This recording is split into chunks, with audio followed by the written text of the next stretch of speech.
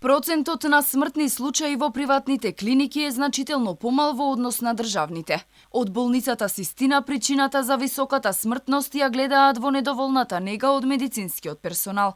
Од 60 на пациенти на респиратор во приватната болница, повеќе од 45 ја добиле битката со вирусот. Во државните болници најголем дел од пациентите на механичка вентилација не успеваат да се извлечат од прангите на COVID-19. Во недостиг на болнички капацитети, приватните болници мобилизираат дел од стручниот кадар во новиот ковид центар кој ќе биде во старата болница на Систина, Мала Богородица.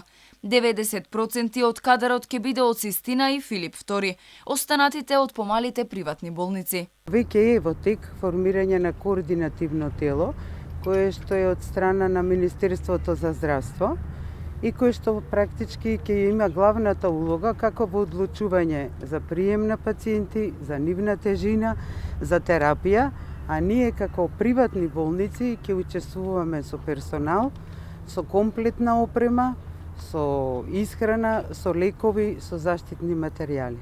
Според договорот на приватните болници со Фондот за здравство, фондот ќе покрива само 6.000 денари дневно од трошоците. Останатите ќе паднат на товар на собствениците. Цела инвестиција ќе чини околу 600.000 евра, посочуваат од Систина.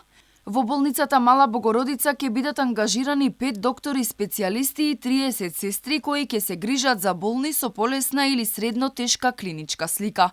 Пациентите во тешка здравствена состојба ќе бидат хоспитализирани на инфективната клиника или во ГОП 8 септември. Од Систина велат дека кадарот кој ќе биде ангажиран нема да прави триажа.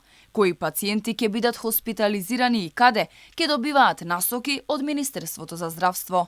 Реконструкцијата на новиот ковид центар е завршена, останува до опремувањето на просториите, кое ќе се изврши наредниве денови. Доколку неделава завршат сите административни процеси, во понеделник болницата ќе ги прими првите пациенти.